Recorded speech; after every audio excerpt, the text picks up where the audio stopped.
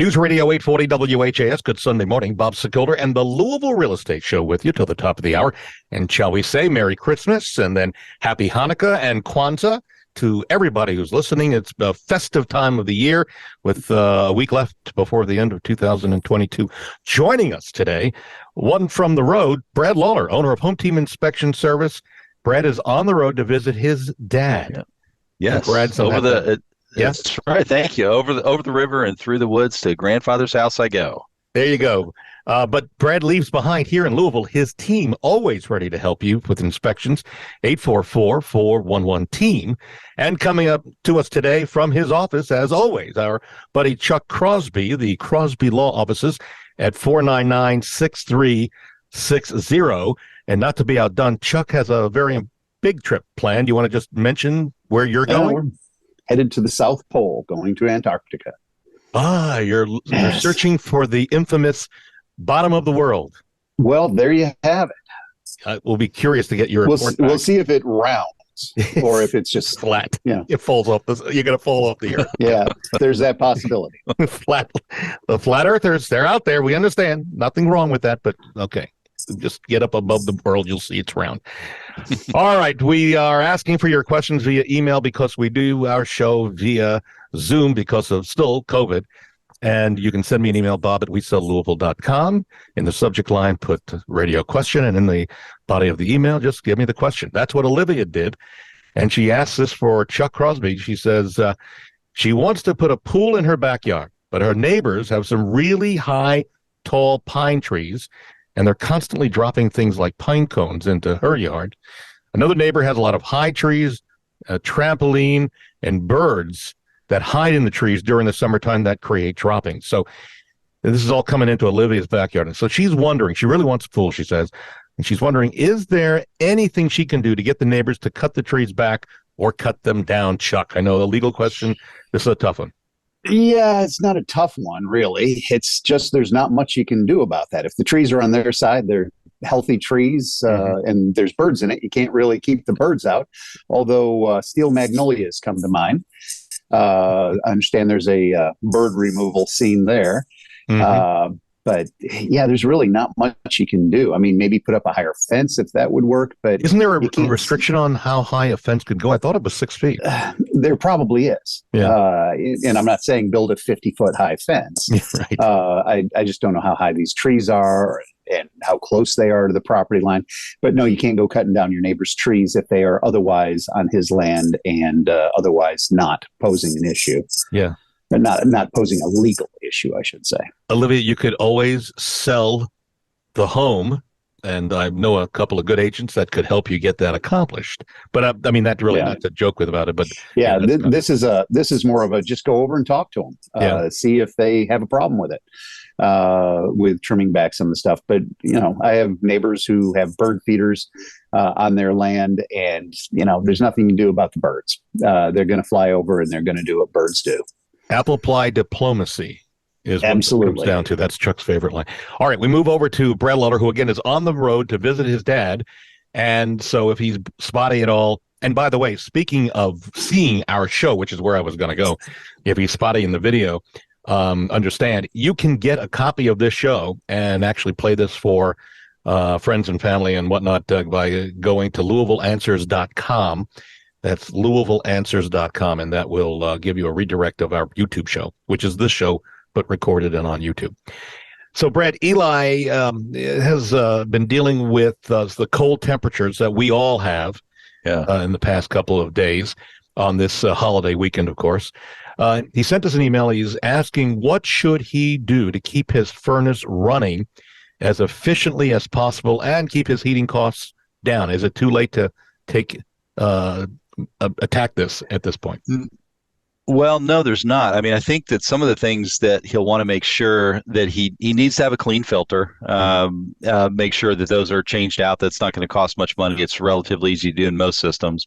The other thing that he can do is we've talked about the idea of ceiling fans, using the ceiling fans in a counterclockwise motion to move the heat off the ceiling. and back in the house. That will help with efficiency. The other things that, really I'm not going to say it's too late, but, servicing, the HVAC unit, a couple times a year to keep it running at its optimal, particularly if it's a gas unit. Electric units, you want to make sure that, the thermostats are properly set so that the system is not running in auxiliary mode. Oh, I'm sorry. But That's we've all right. seen a lot of houses that the thermostats are wired incorrectly. So that is something that, they need to have their HVAC guy take a look at for sure. But that's going to be, some easy fixes, some quick fixes that'll save, quite a bit of money. The other thing, don't close rooms off. I know a lot of people will shut rooms off, shut registers off, supplies off. That, from all the HVAC guys I know, they think that's a no-no because it really can play havoc with the thermostat and create even more energy needs than they actually have, even though they think that shutting those rooms off should save them money. It typically doesn't, as I understand. And I should point out from experience that if you plan on putting a setback thermostat, that one that you control remotely, or the newer fashioned thermostats, before you touch them, because you're going to try to do it yourself, right, to save some money, take a picture of the wiring on your phone, how the thermostat is wired once you take the cover off. Right, Chuck? Chuck's saying, yeah, yep. That's a smart idea. Because in the event it doesn't work and you need to call in a professional, at least you've got a picture which shows the professional where those actual wires were seated in the original thermostat, which will help them recover the problem if you run into that.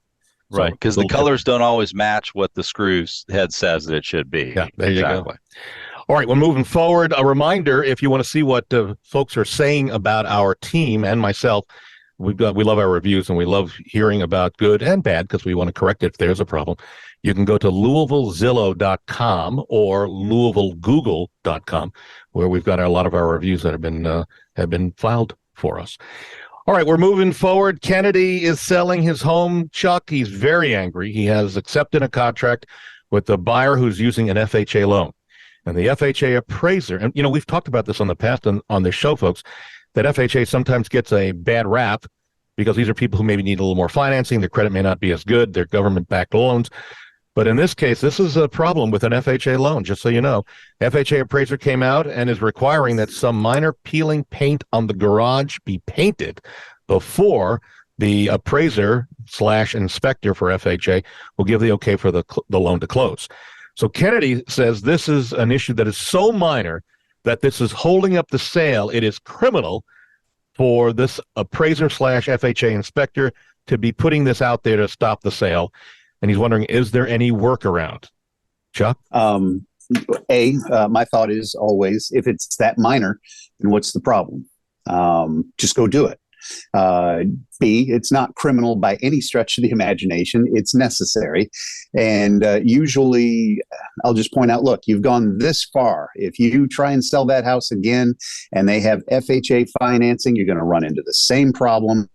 It's not just going to go away. Plus, if you just kill the deal, well, then you've got issues.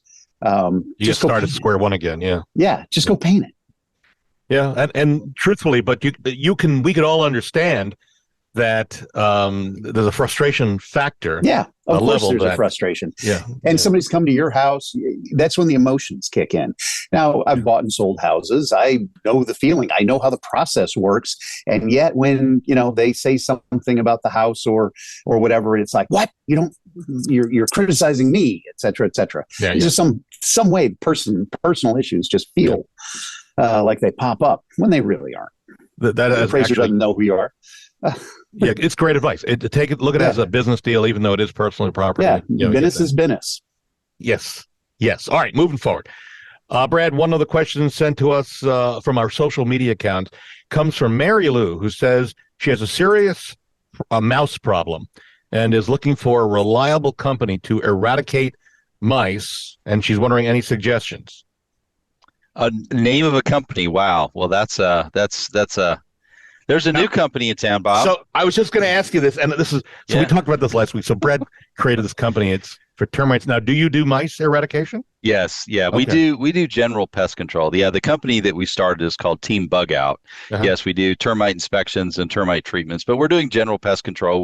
We've had quite a few mice calls, mice calls, and some rat calls too. Oh. So yeah, we have the baits and monitoring stations and traps and all sorts of gadgets to control the rodents that are making their way into homes right now. So yeah, Team Bug Out Pest Control, certainly one of them. I think any of the general pest control companies in town have solutions for it. Ours may be a little bit more high tech because we're actually tracking and monitoring rodents through Bluetooth enabled monitoring stations and bait stations. So you can actually see what's going on inside the traps. It's actually pretty cool technology that I we've had not introduced heard here. about Yeah. that. Wow. Yeah, they're by Bell Okay. Labs and Wow. interesting system. So does the client buy those, or do they lease those, or how does that work? They actually just get them from the pest control company. And we've got software on our phones that we print through exactly what activity, what time of day and night, how many have gone through, if anything's been caught Wow. in there, whether they've eaten, made a mess in there. Yeah, it's pretty interesting stuff. That's interesting. All right. So, and use your phone number that we'll give out in a little bit here to. Okay. So Team Bug Out Pest Control is at 357-7700.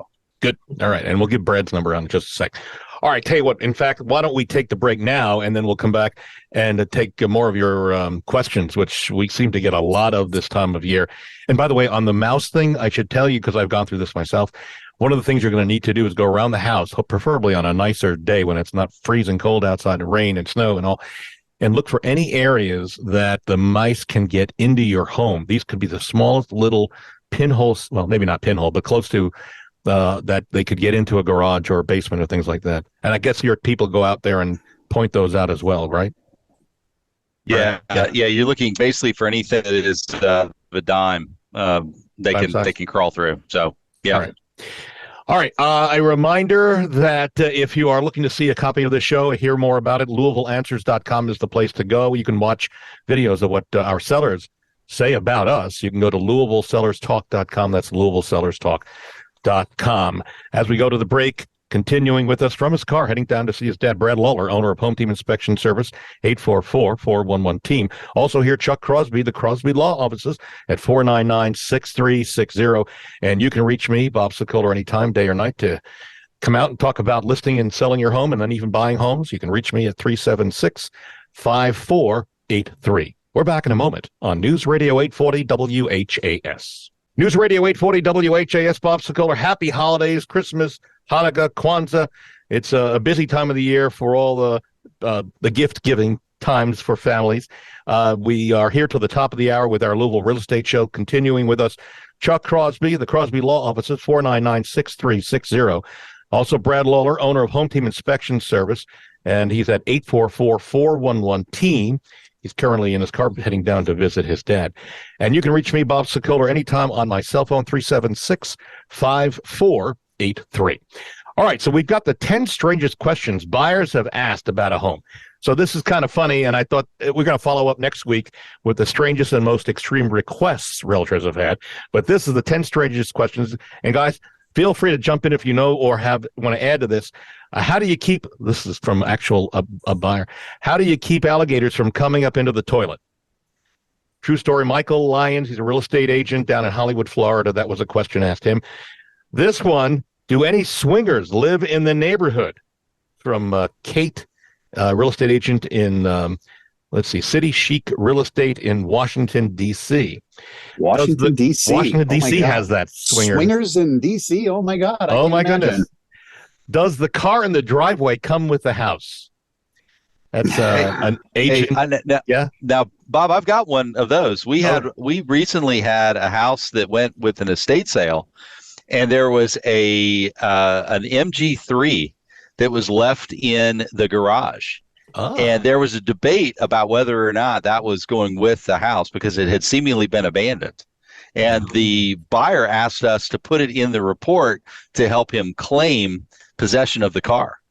So, and there are ways to do that. So make note. But, if down the road you're going to get a car, we had one where the buyers were walking through, and there was a bottle of Pappy on the cabinet, and they threw that into the deal. But the thing was, it had to be consumed at the closing. So by everybody attending. Yeah. I waited until we were done, and then I allowed consumption to proceed. We move on here with this. Larry Pregel from Gaithersburg, Maryland, said he was asked, "Is anyone buried in the backyard?" How about that? Now, I don't know how anybody would know unless you are a forensic expert. There are ways. There is ground penetrating radar. Okay. We've had some cases down in Washington County where it was a farm that was being subdivided, and there had been local rumors that there was a whole slew of graves of an historic nature. I think it was one of the first freed Black communities in that neck of the woods right after the Civil War, cemetery, something like that. And they went out, got UK out there to do the ground penetrating research. It didn't pick up anything. So they got out the truly reliable folks, the ones with the dowsing rods, who immediately found all kinds of things. And yeah. They were legit? They did find things with the dowsing rod? No, they found nothing except the people with the dowsing rod said, "Yep, there's a grave right down here." Of course, nothing was there. Well, I know of a situation where a previous owner of a home came back to exhume a family pet. That they decided that they wanted to relocate to their new property. This is after closing? After closing, like 2 months after closing, and I understand it was made for an awkward conversation. Yes. Wow. No kidding. Another question, are there any ghosts in the house? That seems to be rather common these days. This comes out of Indianapolis, so there you go. Well, we had one with where the home inspector said there were ghosts in the attic. Killed the deal. Was it a home team? It wasn't home team. No, because I don't have the right equipment. Because we all know who you got to call, right? Yeah, the Ghostbusters. I like the house, but I need to pray about it. So that's not so unusual. Do you think the homeowner would give me the house without a down payment? Yeah, that's a little more unusual. And then can I come back at midnight to see how the moon affects my soul? Another one. Final two here. Why is the garage unfurnished? I kid you not. And can we close all the blinds and doors and turn off the lights? I just need to see this place at its darkest. So those are some legitimate questions or comments and questions that have been made about homes to real estate agents. We could write books about a lot of the stuff that we work with on a regular basis.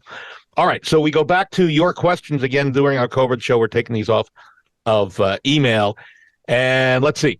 Elaine wants to purchase her brother's house, Chuck. So Elaine wanting to purchase her brother's house, she says in this email he is willing to sell Elaine what he still owes to the bank. So he'll sell it to Elaine, but Elaine says her credit's not good and she doesn't have anyone to co-sign for her. She is wondering, she says her brother indicates that she may be able to make payments to him.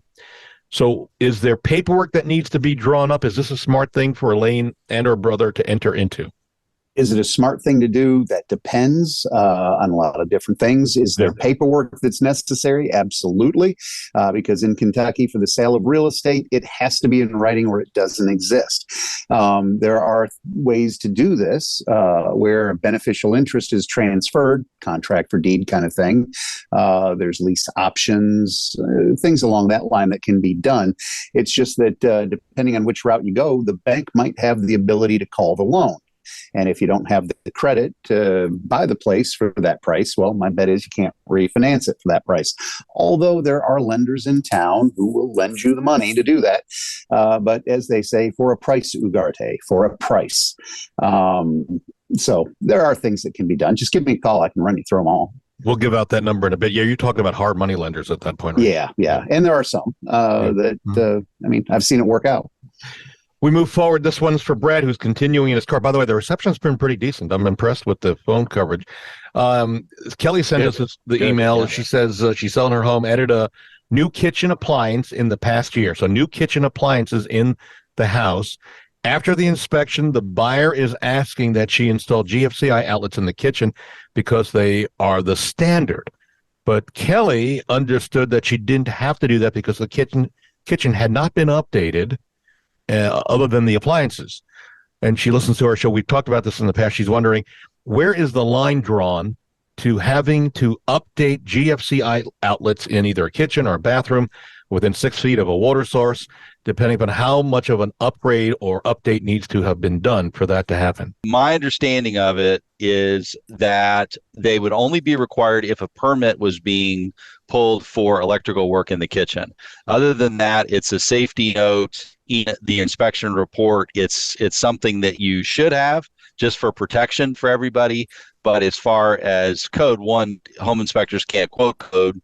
The electrician would have to do that.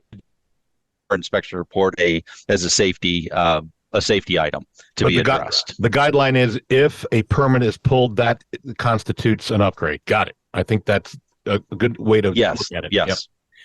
Moving forward, David sent us this email, Chuck. He says he and his wife have been separated for years. He bought a home a number of years ago, and she is not on the deed. He bought it after they separated.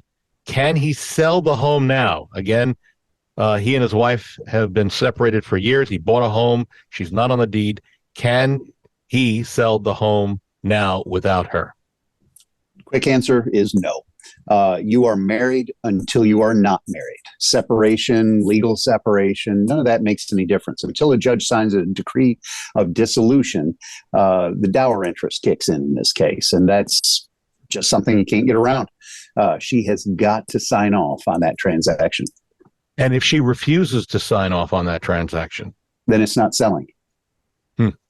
So, and I know a lot of people, and I've talked to a lot of folks, they don't understand that once you are married, you have joint custody of this house, even if one of you are not on the mortgage. Oh, yeah, no, you've got different language. When you say joint, that all of a sudden sounds like tenancies and things like that. It's a dower interest. It's a probate issue. If the wife has, let's put it this way, if you own a piece of property in your name, in fee simple, your spouse has a 1/2 interest in that property as a probate matter. That is to say, if you die and you have no will, then they automatically get half of it. If you die and you have a will, and that will says everything goes to Chuck Crosby, they can then renounce that will and take their intestate share. So it's something that doesn't exist at this exact moment, but it's what they call an inchoate right. At some point in the future, if something happens, then it's retroactive to right now. And it's a big deal. You cannot get around it. Got it. All right. You're married until you aren't. You aren't, and then you're fine. So, and then there's a quit claim deed. Is that also entered into this at all? Not if she's not on the deed, because that dower interest is extinguished the moment the decree is entered. So you don't even need a quit claim deed at that point unless they're on the deed. If they're on the deed, then you do need the quit claim. I got it. Okay. All right. So Brad, Brooke sent us this email. She's having a house inspected that she is buying. And she is wondering, should she ask the inspector as he goes through the house the questions that she comes up with, or should she wait to the end of the inspection and just launch all these questions at the inspector at one time? This is a really good question. Yeah, it's a really good question. And I will tell you, as a public service announcement for when buying a home, and for every one of my home inspector brothers and sisters out there, please let the inspector know at the beginning of the inspection what concerns you have about the house. So that way the inspector can spend some additional time, do a little bit deeper dive in those areas that are of concern. Other than that, they should let the inspectors do the work.